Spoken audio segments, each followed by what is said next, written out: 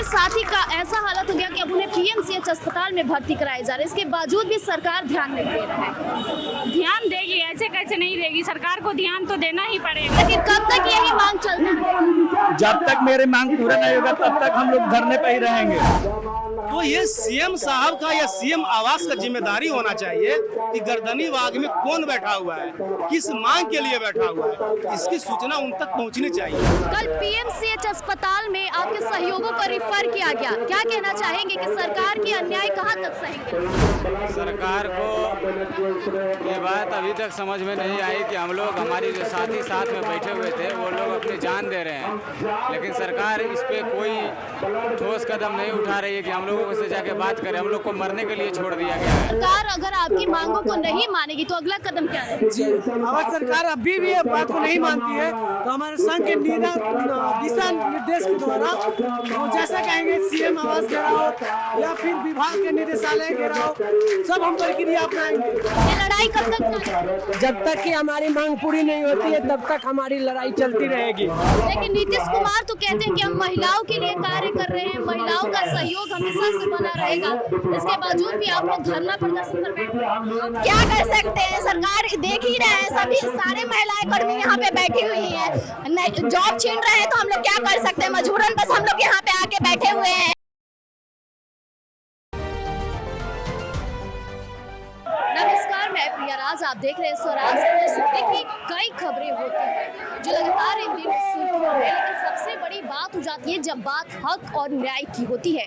और ये बात तब से शुरू हुई जब राजस्व महाअभियान की शुरुआत हुई, यानी कि 16 अगस्त से, जिसे लेकर अब अमीन धरना प्रदर्शन पर बैठे थे। हमने लगातार ये खबरें भी चलाई और स्वराज पोस्ट हमेशा से न्याय के साथ साथ लोगों की आवाज भी उठाता रहा है। ऐसे में लेकर देखा कि तादादों में अमीन मौजूद रहे, लेकिन अब बात यहाँ तक पहुँच गई कि अब अमीन आमरण अनशन को तैयार हो गए। कहा जाए तो कल देर रात कई अमीनों की तबीयत इतनी खराब हो गई कि उन्हें पीएमसीएच अस्पताल में भी भर्ती कराया गया। देखिए, यहाँ महिलाएं भी मौजूद है और तादादों में कई ऐसे अमीन मौजूद है जो अपनी आवाज की मांग उठा रहे हैं। इनसे बातचीत करते हैं। देखिए, महिला मौजूद है, इनसे बातचीत करते हैं।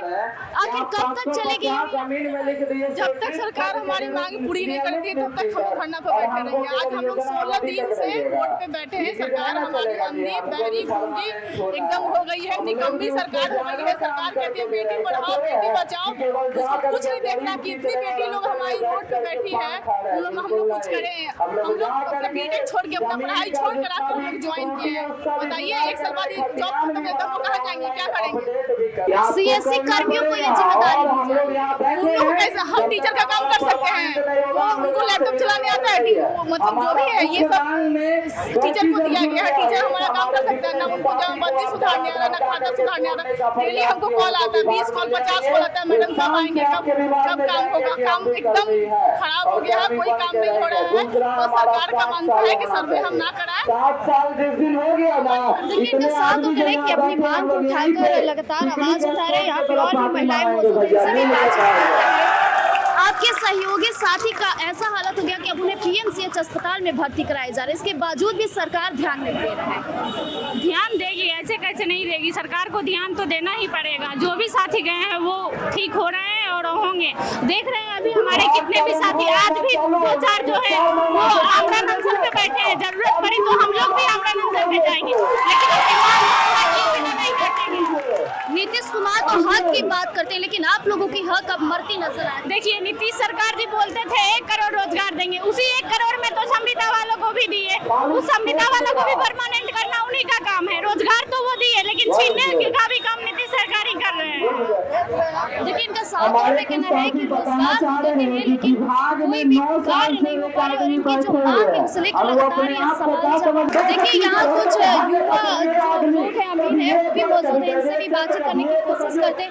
आखिर कब तक यही मांग चलती है? जब तक मेरी मांग पूरा नहीं होगा तब तक हम लोग धरने पे ही रहेंगे। मांग मनवा कर ही हम लोग जाएंगे वापस। आप तो देखिए, आप तो आज लास्ट डेट है, आज के दिन देखिए कितना भीड़ है और ज्यादा ही बढ़ गया। जितना अल्टीमेशन आएगा, जितना अपील होगा, उतना ही ज़्यादा जनसंख्या पर बढ़ते चला जाएगा। आपके जो सहयोगी है कल पीएमसीएच अस्पताल में रेफर किया गया, किस तरह से आपको सहयोग मिला? उनको समय समय पर दवा के लिए भी आदमी ले जा रहा है, हर चीज़ के लिए आदमी उनको देख रहा है। डॉक्टर यहाँ के आके देख भी रहे हैं, पीएमसीएच के डॉक्टर भी आ रहे हैं लोग यहाँ पे देखने के लिए उन लोग को। देखिए, इनका साथ और इनके जो सहयोगी है उनका ये साथ देंगे जब तक इनकी आवाज उठाई नहीं जाएगी। देखिए, यहाँ देख सकते हैं कि संदेश के द्वारा कहा जा रहा है कि मंत्री को समय नहीं मिल पा रहा है कि इन अमीनों की आवाज को सुनी जाए। लगातार यहाँ तादादों में लोग मौजूद हैं, तो वही जो आमरण अनशन पर बैठे हैं वो भी लोग यहाँ नजर आ रहे हैं। आप देख सकते हैं कि हालत कैसी इतनी कड़ाके की, लोग इनका सहयोग करना है, लेकिन इसके बावजूद भी सरकार इनकी मांग को पूरा नहीं कर पा रही है। और जब से 16 अगस्त राजस्व महाअभियान की शुरुआत हुई है, तब से ये अमीन यूं ही गर्मी बाग धरना प्रदर्शन कर रहे हैं, लेकिन कोई भी सरकार की तरफ से उनकी आवाज को नहीं सुन रही। यहाँ तक कि सरकार की तरफ से कड़ा संदेश जारी किया जा रहा है, सीएससी कर्मियों को इनकी जगह तैनात किया जा रहा है, जिम्मेवारी दी जा रही है और इन्हें बर्खास्त किया जा रहा है। दिन प्रतिदिन इन अमीनों को डराने की भी कोशिश कर रही है, लेकिन इनका साथ और भी कहना है कि सरकार जब तक इनकी मांग को पूरा नहीं करेगी, ये यूं ही बने रहेंगे गर्मी बाग पर। और स्वराज पोस्ट लगातार इनकी आवाज को कहीं न कहीं, स्वराज पोस्ट की टीम इनके साथ हमेशा खड़ी है, क्योंकि बात यहाँ अन्याय की है। अब देखना होगा कि सरकार का अगला कदम क्या होता है, लेकिन कल इनके सहयोगों को पीएमसीएच अस्पताल भी रिफर किया गया है। उनकी हालत खराब थी, जिस दौरान उन्हीं के कर्मी लोगों ने उन्हें अस्पताल में भर्ती कराया। कल पीएमसीएच अस्पताल में आपके सहयोगों को रिफर किया गया, क्या कहना चाहेंगे कि सरकार की अन्याय कहां तक सहेंगे? सरकार को ये बात अभी तक समझ में नहीं आई कि हम लोग, हमारी जो साथी साथ में बैठे हुए थे वो लोग अपनी जान दे रहे हैं, लेकिन सरकार इस पे कोई ठोस कदम नहीं उठा रही है कि हम लोगों से जाके बात करें। हम लोग को मरने के लिए छोड़ दिया गया है, इससे सरकार को कोई फर्क नहीं पड़ रहा है हम मरे या जिए। तो सरकार को आना चाहिए। देख ही रहे हैं कि आज 3 दिन से हम लोग भूखे हैं, हम लोग का भी स्थिति खराब हो रहा है। हम लोग भी कब तक कैसे रहेंगे, हम लोग भी आज न कल तो जाना ही है। तो सरकार को आना चाहिए और बिना मांग लिए हम लोग तो यहाँ से हटेंगे नहीं, या तो मर जाएंगे या तो फिर सरकार को मांग मानना होगा। राजस्व महाअभियान की शुरुआत 16 अगस्त को जो की गई थी, कहीं न कहीं इससे आपको खुश होना चाहिए था, लेकिन दुखों का कहर टूट पड़ा। आप लोग अपनी आवाज उठा रहे, इतनी कड़ाके की धूप में गर्दनी बांध बैठे। हाँ, राजस्व महाअभियान में हम लोग उसके खिलाफ नहीं थे। हम लोग ने 2022 में अपनी मांगों के लिए बात की थी, लेकिन उसमें बोला गया विभाग से कि हम लोग इस पर विचार करेंगे। उसके बाद भी आज तक 3 साल हो गया है, कोई विचार नहीं किया गया। फिर हम लोगों ने एक चिट्ठी के माध्यम से भी विभाग को अवगत कराया कि हमारी मांगों पर विचार किया जाए, लेकिन फिर भी नहीं किया गया। उसके बाद हमने 11 तारीख से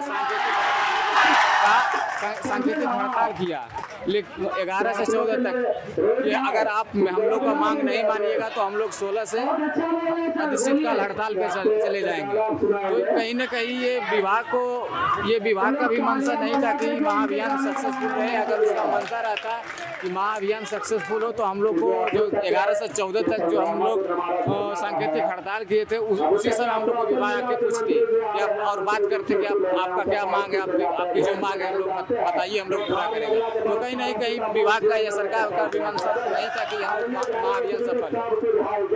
देखिए, यहाँ तस्वीरों के माध्यम से आपको दिखा रहे हैं कि जो अमीन है किस तरह से इतनी कड़ाके की धूप में इनकी हालत खराब हो चुकी है। कई लोगों को पीएमसीएच अस्पताल में भी रिफर किया गया है। यहाँ और भी लोग मौजूद हैं, जहाँ देख सकते हैं कि तादादों में जो अमीन है यहाँ पे अपनी आवाज उठा रहे और अपने सहयोगियों का साथ देने के लिए एक बार फिर से अमीन लोग यहाँ मौजूद है। देखिए, एक और सहयोगी यहाँ साथ से बातचीत करते हैं, जो आपके दोस्त है जिन्हें पीएमसीएच में रिफर किया गया है। इतनी कड़ाके की धूप में आप लोग आवाज उठा रहे, कब तक ये लड़ाई?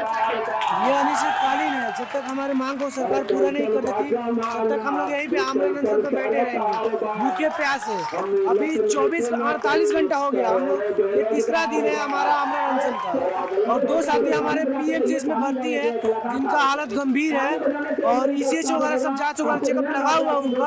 और हम लोग भी भूखे प्यासे, एक पानी के बूंद पिए, अन्न का एक दाना डाले हुए, और 48 घंटे से यहाँ से ज़्यादा हो गया और बैठे हुए हैं। ये हमारे कर्मीगढ़ है, 8-9 लोग हैं और सरकार हमसे जब तक वार्ता करने नहीं आती, हमारे 6 मांग को पूरा नहीं कर देती, तब तक हम ऐसे ही आमरण अनशन पर बैठे रहेंगे, चाहे इसके लिए हमारी जान क्यों न चली जाए। देखिए इनका साथ और है कि चाहे जान क्यों ना चली जाए, ये यूं ही आमरण अनशन पर बैठे रहेंगे। और इतना हम लोग होने के बावजूद भी सरकार चुप्पी साध के बैठी है। मंत्रीगण हमारे चुप्पी साध के बैठे हैं। ऐसे लग रहा है सरकार के कानों में चुभ ही नहीं रही हमारी बात को ध्यान नहीं दिया जा रहा, नजरअंदाज किया जा रहा है। इतना सब कुछ होने के बावजूद भी ना एक नेशनल मीडिया ना ही कुछ खबर है। पूरा मंत्रीगण मौन बैठा हुआ है, विभाग मौन बैठा हुआ है। अभी तक हमसे वार्ता करने के लिए विभाग की तरफ, सरकार की तरफ से कोई नहीं आया। अस्पताल में भर्ती तो प्रशासन नहीं मैम, कोई प्रशासनिक कोई देखने नहीं आया।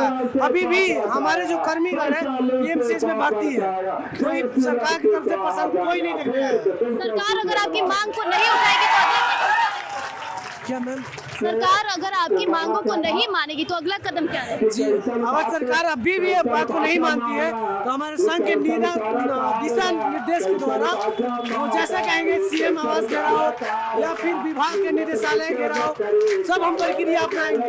हर तरफ से हम सरकार का घेराव करेंगे, विभाग का घेराव करेंगे और अपनी मांगों को मनवा के रहेंगे, तभी हम यहाँ से हटेंगे, नहीं तो हम यहीं रहेंगे। देखिए संविदा की नौकरी को लेकर लगातार यहाँ नारेबाजी ठोस दे सकते हैं कि अपनी मांग को लेकर तदादों में अमीन यहाँ मौजूद है। जब तक इनकी मांगों को पूरी नहीं की जाएगी यूं ही आवाज गूंजती रहेगी।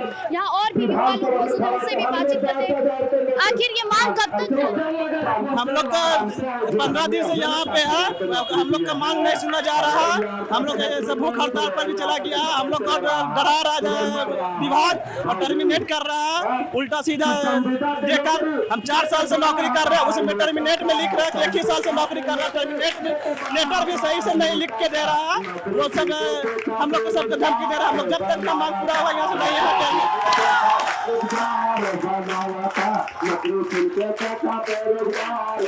ये लड़ाई कब तक क्या? ये लड़ाई कब तक चलेगी? जब तक कि हमारी मांग पूरी नहीं होती है तब तक हमारी लड़ाई चलती रहेगी। जो आपके दोस्त को कल पीएमसीएच रिफर किया गया है, क्या किसी प्रशासन ने आकर उन्हें देखने के लिए? जो हमारे दोस्त है बहुत उसकी नाजुक स्थिति है, वो अभी पीएमसीएच में भर्ती है और भी हमारे साथ जो लोग हैं उसको डॉक्टर देख के गए हैं, वो भी बोले हैं कि नाजुक स्थिति है। देखिए यहाँ पे महिलाएं भी मौजूद है, महिलाओं से हम बातचीत करते हैं।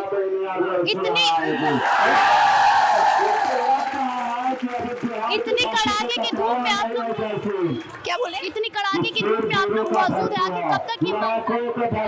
जब तक सरकार नहीं मानेगी तब तक हम लोग लगे रहेंगे, घटनास्थल से नहीं हटेंगे। आखिरकार ये अन्याय आप लोगों के साथ क्यों हो रहा है? ये तो आप जाके सरकार से पूछिएगा ना कि हम लोग के साथ ऐसा अन्याय क्यों कर रहे हैं। वो अगर टर्मिनेट ही करना है तो 376 को क्यों टर्मिनेट किया? 13,000 कर्मी को टर्मिनेट कर दे एक साथ। 13,000 कर्मियों को वो साथ में जॉब दिए हैं तो 13,000 कर्मियों को वो आके योगदान पत्र जैसे दिए वैसे ही हम लोग को टर्मिनेट भी कर दे। बुलाए हम लोग को, जैसे गांधी मैदान में बुला के हम लोग को दिए थे वैसे ही टर्मिनेशन का भी लेटर आके दे दे सभी को। लेकिन नीतीश कुमार तो कहते हैं कि हम महिलाओं के लिए कार्य कर रहे हैं, महिलाओं का सहयोग हमेशा से बना रहेगा। इसके बावजूद भी आप लोग धरना प्रदर्शन पर बैठे हैं। क्या कर सकते हैं, सरकार देख ही रहे हैं, सभी सारे महिलाएं कर्मी यहाँ पे बैठी हुई हैं। जॉब छीन रहे हैं तो हम लोग क्या कर सकते हैं, मजबूरन बस हम लोग यहाँ पे आके बैठे हुए हैं। नीतीश कुमार से क्या कहना चाहिए? जल्द से जल्द आके हम लोग का बात सुन लीजिए, 5 सूत्र ये मांग पूरा कीजिए। जिन लोगों को टर्मिनेट किए हैं उन लोग को फिर से डिपार्टमेंट में रखा जाए। 16 अगस्त से जब से राजस्व महाअभियान की शुरुआत हुई है, यूं ही अमीन इतनी गर्मी में लगातार अपनी आवाज उठा रहे हैं। किस तरह का सपोर्ट नहीं कर रहे हैं आप? गर्मी है, परेशानी है, लेकिन हमारा जो व्यथा है, जो हमारा तकलीफ है, इस गर्मी से और इस परेशानी से बहुत बड़ा है। इसलिए जिस हमारे व्यथा से हम जी रहे हैं, उस व्यथा से पार पाने के लिए जो हम संघर्ष कर रहे हैं, वो संघर्ष अभी कुछ भी नहीं है। हमारा संघर्ष अनवरत जारी रहेगा। सरकार हमारी बातों को सुन नहीं रही है, ये बहुत दुर्भाग्यपूर्ण है। आखिरकार इतना अन्याय हो क्यों रहा है? क्योंकि कहीं ना कहीं सीएससी कर्मियों को अब जिम्मेदारी दी जा रही है, आप लोगों को कहीं ना कहीं बर्खास्त किया जा रहा है। यह तो बहुत दुर्भाग्यपूर्ण है। कि एक जो संवैधानिक ढांचा है, जब कोई भी एक पब्लिक सेक्टर की बहाली होती है, सरकार बहाली करती है, तो उसमें सामाजिक ढांचा का ध्यान रखा जाता है, आरक्षण का प्रावधान होता है, एक सामाजिक संतुलन की व्यवस्था होती है और एक प्रक्रिया के तहत बहाली होती है। लेकिन सरकार अब इस तरह से कदम उठा रही है कि एक प्राइवेट सेक्टर को चीजों को दे करके सारी प्रक्रिया को बाईपास करना चाह रही है और इसमें भ्रष्टाचार की बू है ताकि लेन देन की प्रक्रिया ज्यादा आसान हो जाए उनके लिए। इसके तहत ये कार्य किया जा रहा है। आप लोग के सहयोगियों को कल पीएमसीएच अस्पताल भी रेफर किया गया, अब उनकी हालत कैसी है? उनकी हालत बहुत नाजुक बनी हुई है। हम लोग बिल्कुल शांतिपूर्ण तरीके से अपनी मांग को अब तक रखते हैं, लेकिन 15 दिन गुजर जाने के बाद भी सरकार के कोई व्यक्ति, विभाग के कोई व्यक्ति हमारे मांग को मानने के लिए नहीं आए। क्या सरकार या प्रशासन की तरफ से कोई सहायता की जा रही है? बिल्कुल कोई सहायता नहीं की जा रही है। सहायता करना तो दूर की बात है, सुध नहीं ली जा रही है, कंसीडर नहीं किया जा रहा है। उनको ऐसा लग रहा है कि I don't care who are you. कुछ लोगों का बयान सामने है कि डराने धमकाने की भी कोशिश प्रशासन और विभाग के द्वारा की जा रही है। तो डराने धमकाने के लिए तो शो कॉज किया गया है, टर्मिनेशन किया गया है, इतना तो परेशानी किया ही जा रहा है। किसी की नौकरी से आप उसको बर्खास्त कर दिए, किसी के रोजी रोटी पर आप लात मार दे रहे हैं, इससे ज्यादा आप क्या डराइएगा? नीतीश सरकार से क्या डिमांड करना चाहेंगे, क्योंकि महिला भी यहाँ इतनी तादादों में है और नीतीश कुमार कहते हैं कि महिलाओं के बारे में सोचते हैं। नीतीश कुमार को भगवान सद्बुद्धि दे। उनके जो आसपास के जो सिनेरियो बना हुआ है, शायद ग्राउंड रिपोर्ट उन तक नहीं पहुंच पा रहे हैं, तो उन्हें सोचना चाहिए कि जमीनी हालात को हम समझें। जब किसी मांग को रखने के लिए पटना में आप कोई स्थल अगर आप चयन करके आप दे दिए हैं कि किसी भी व्यक्ति को कोई समस्या है, तो धरना प्रदर्शन के लिए मतलब चयनित जगह गिरदनी बाग है। तो ये सीएम साहब का या सीएम आवास का जिम्मेदारी होना चाहिए कि गर्दनी बाग में कौन बैठा हुआ है, किस मांग के लिए बैठा हुआ है, इसकी सूचना उन तक पहुंचनी चाहिए। ये बर्डन उनके पार्ट पर होना चाहिए। लेकिन यह दुर्भाग्यपूर्ण है कि उन तक सूचना नहीं पहुंच पा रही है, या फिर पहुंच पा रही है तब भी वे ध्यान नहीं दे रहे हैं। तो इससे ज्यादा दुर्भाग्यपूर्ण कुछ नहीं। ये लड़ाई क्या गर्दनी बाग तक ही सीमित रहेगी या आगे भी आवाजें उठाई जाएगी? मैडम आगे भी जाएंगे। हम लोग का जो सत्याग्रह है ना, महात्मा गांधी के सिद्धांत पे चल रहे हैं, तो हम प्रयास करेंगे, परमिशन के लिए प्रयास कर रहे हैं कि हम अपने निदेशालय को एक दिन का कार्यक्रम रखेंगे कि वहाँ तालाबंदी का कार्यक्रम है। लेकिन सरकार की तरफ से और विभाग की तरफ से कहना है कि हम इन्हें शांतिपूर्वक की चेतावनी पहले से दिए थे, इसके बावजूद भी गर्दनी बाग ये मौजूद होकर कहीं न कहीं हुड़दंगी कर रहे हैं। हुड़दंगी आपको दिख रहा है मैडम? गर्दनी बाग में आपको दिख रहा हुड़दंगी? हम लोग तो शांति से बैठे हुए हैं। किसी को आज तक कंप्लेन गया प्रशासन की तरफ से कि कोई गाड़ी तोड़फोड़ कर दिए या कुछ भी कर दिए? नहीं गया।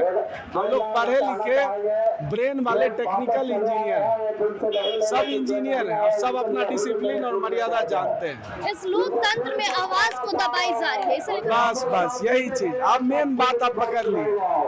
आवाज दबाने के लिए इतना ज्यादा प्रेशर बनाया गया, इतना तरह का इल्जाम लगाया गया, लेकिन हम लोग सब इल्जाम को खारिज कर दिया। कैसे? महाअभियान को विफल करने का आरोप लगाया गया, अब आपके माध्यम से हुड़दंग करने का आरोप लगाया जा रहा है, विभाग के द्वारा टर्मिनेट कर दिया गया, सेवा बर्खास्त कर दी गई सर। अब अपील भी जारी किए हैं और अभी प्राप्त सूचना के अनुसार न विभाग सख्ते में आ गई है। जो 4 महीना से वेतन हम लोग को नहीं दिए थे, अभी लिख रहे हैं हमारे ग्रुप में, all Asus please release the salary of all the survey कर्मी, इट्स वेरी अर्जेंटली, एकदम ऐसे लिखा। देखिए, इनका साथ और कहने की जो आवाज़ों को दबाई जा रही है, उन आवाज़ों को दबाने का हक किसी को नहीं है। हालांकि यहाँ पे लोग अपने सहयोगियों का पूरी सपोर्ट करें, लेकिन प्रशासन और सरकार की तरफ से कोई भी इनकी आवाज़ों पर ध्यान नहीं दे रहा है। लेकिन आने वाले चुनाव में यही वो आवाज़ होंगे जो वोट बैंक के तौर पर उनके समक्ष रखते हैं। जब चुनावी मुद्दों को लाना होता है तो नीतीश कुमार कहते हैं कि महिलाएं और युवाओं के बारे में सोचते हैं, लेकिन धरना प्रदर्शन पर इन आवाज़ों को दबाया जाता है। आज का इतना ऐसी तमाम खबरों के लिए बने रहेगा स्वराज पोस्ट पर। धन्यवाद।